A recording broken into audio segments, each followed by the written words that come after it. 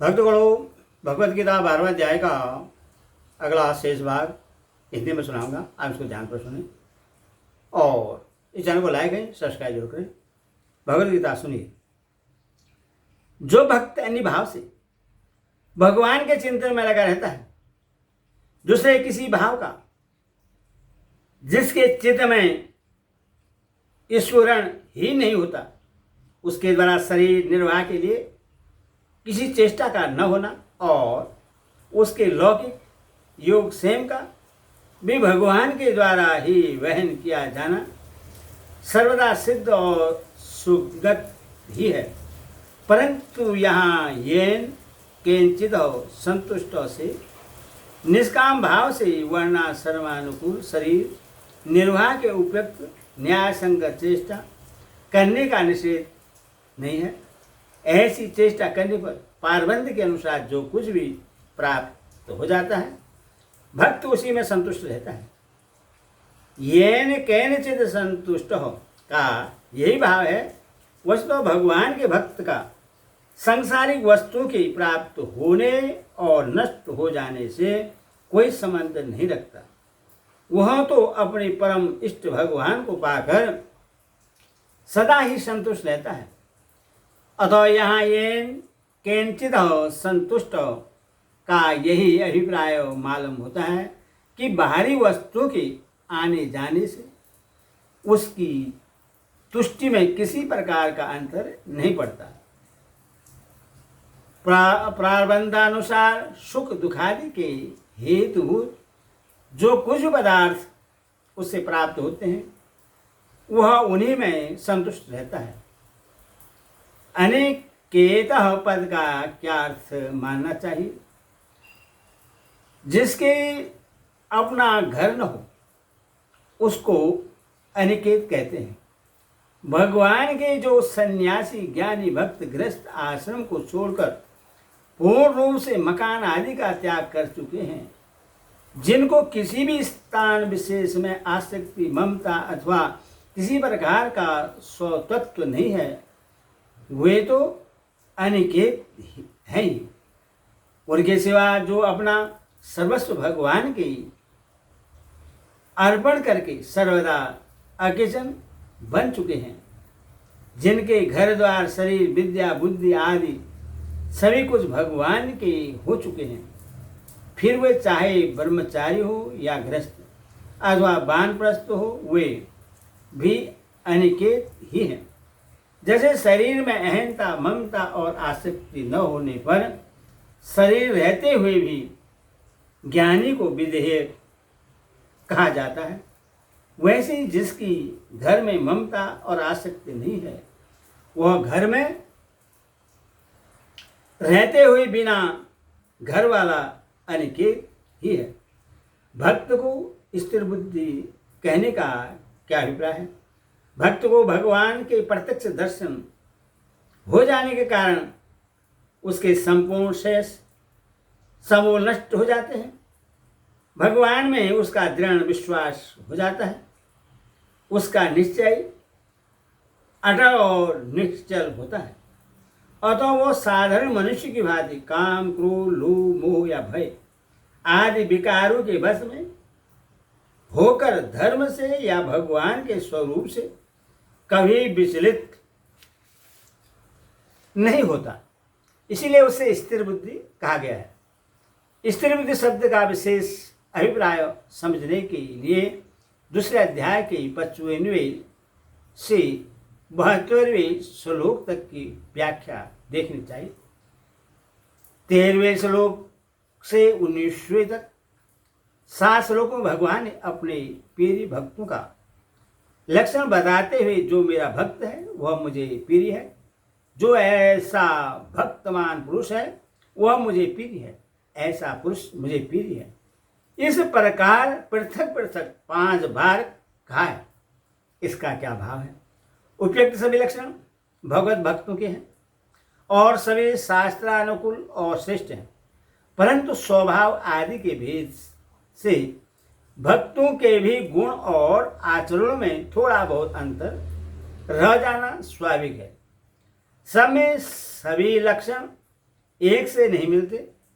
इतना अवश्य है कि समता और शांति सभी में होती है तथा राग, द्वेष और हर्ष, शोक आदि विकार किसी में भी नहीं रहते। इसलिए इन श्लोकों में पुनरुक्ति पाई जाती है। विचार कर देखिए तो इन पांचों विभागों में कहीं भाव से और कहीं शब्द से राग, द्वेष और हर्ष, शोक का अभाव सभी में मिलता है। पहले विभाग में अदेष्टा से देश का, निर्मम से रोग का और सम दुख सुखम सुख से हर्ष, शोक का अभाव बतला गया है। दूसरे में हर्ष, अरमर्ष, भय, उद्वेग का अभाव बतला है। इससे राग, द्वेष और हर्ष, शोक का अभाव अपने आप सिद्ध हो जाता है। तीसरे में अनपेक्ष से राग का, उदासीन से द्वेष का और गद व्यय से हर्ष, शोक का अभाव बतलाया है। चौथे में नौ कांड सती से राग का, न देष्टि से देश का और न हस्यंत तथा न शोचित से हर्ष, शोक का अभाव बतलाया है। इसी प्रकार पांचवें विभाग में संग विभजित हो तथा संतुष्टि के राग, द्वेष का और शीतोषण सुख दुखेशु सम से हर्ष, शोक का अथवा अभाव दिखलाया है। संतुष्ट हो पद भी इसी प्रकरण में 2 बार आया है। इससे सिद्ध है कि राग, द्वेष तथा हर्ष, शोकादि विकारों का अभाव और समता तथा शांति तो सभी में आवश्यक है। अन्यायी लक्षणों में संभाव भेद से कुछ भेद भी रह सकता है। इसी भेद के कारण भगवान ने भिन्न भिन्न श्रेणियों में विभक्त करके भक्तों के लक्षणों को यहाँ 5 बार पृथक पृथक बतलाया है। इनमें से किसी एक विभाग के अनुसार भी सब लक्षण जिसमें पूर्ण हो वही भगवान का प्रिय भक्त है। ये लक्षण सिद्ध पुरुष के हैं या साधक के? विचार करने पर ऐसा प्रतीत होता है कि यहाँ ये लक्षण साधक के नहीं पर युत हो भक्त योग के द्वारा भगवान को प्राप्त हुए सिद्ध पुरुष के ही हैं। क्योंकि प्रथम तो भगवत प्राप्ति के उपाय तथा फल बतलाने के बाद इन लक्षणों का वर्णन आया है। इसके अतिरिक्त 14वें अध्याय के 22वें से 25वें श्लोक तक भगवान ने गुणातीत तत्वदर्शी महात्मा के जो लक्षण बतलाए हैं उनसे ये मिलते जुलते से हैं, अथवा वे साधक के लक्षण नहीं हो सकते। इन सबको भक्ति योग के द्वारा भगवान को प्राप्त हुए पुरुष के लक्षण बतलाने में क्या हेतु है? इस अध्याय में भक्ति योग का वर्णन है, इसी से इसका नाम भी भक्ति योग रखा गया है। अर्जुन का प्रश्न और भगवान का उत्तर भी उपासना विषय ही है तथा भगवान ने यो मद भक्त स में प्रिय भक्तिमान यह स में प्रिय इत्यादि वाक्यों की आवृत्ति भी इसीलिए की है। अतः यहाँ यही समझना चाहिए कि जिन लोगों ने भक्ति मार्ग द्वारा परम सिद्ध प्राप्त की है वे सब उन्हीं के लक्षण हैं। कर्म योग, भक्ति योग अथवा ज्ञान योग आदि किसी भी मार्ग से परम सिद्धि को प्राप्त कर लेने के पश्चात भी क्या उन सिद्ध पुरुषों में कोई अंतर रहता है? उनकी वास्तविक स्थिति में या प्राप्त किए हुए परम तत्व में तो कोई अंतर नहीं रहता, किंतु स्वभाव की भिन्नता के कारण आचरणों में कुछ भेद रह सकता है। सदृश्यम चेष्टते स्वस्याय प्रगृते ज्ञानवान अपि, इस कथन से भी यही सिद्ध होता है कि सब ज्ञानवानों के आचरण और स्वभाव में ज्ञानोत्तर काल में भी भेद रहता है। अहिंसा, ममता, राग, द्वेष, हर्ष, शोक, काम, क्रोध आदि अज्ञानजनित विकारों का अभाव तथा समता और परम शांति, ये लक्षण तो सभी में समान भाव से पाए जाते हैं, किंतु मैत्री और करुणा ये भक्ति मार्ग से भगवान को प्राप्त हुए महापुरुषों में विशेष रूप से रहते हैं। संसार, शरीर और कर्मों में उभ्रामता यह ज्ञान मार्ग से परम पद को प्राप्त महात्माओं में विशेष रूप से रहती है। इसी प्रकार मन और इंद्रियों को संयम में रखते हुए अनासक्त भाव से कर्मों में तत्पर रहना, यह लक्षण विशेष रूप से कर्मयोग के द्वारा भगवान को प्राप्त हुए पुरुषों में रहता है। दूसरे अध्याय के 95वें से 72वें श्लोक तक कितने ही श्लोकों में कर्मयोग के द्वारा भगवान को प्राप्त हुए पुरुष के तथा 14वें अध्याय के 22वें से 25वें श्लोक तक ज्ञान योग के द्वारा परमात्मा को प्राप्त हुए पुरुष के लक्षण बतलाए गए हैं। और यहाँ 13वें से 19वें श्लोक तक भक्त योग के द्वारा भगवान को प्राप्त हुए पुरुष के लक्षण हैं।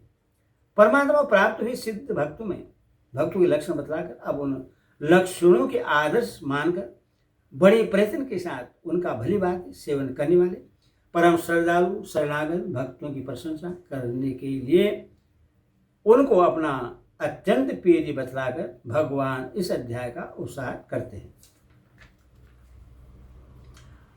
परंतु जो श्रद्धा युक्त पुरुष मेरे परायण होकर इस ऊपर कहे हुए धर्ममय अमृत को निष्काम प्रेम भाव से सेवन करते हैं, वह भक्त मुझको अतिशय प्रिय है।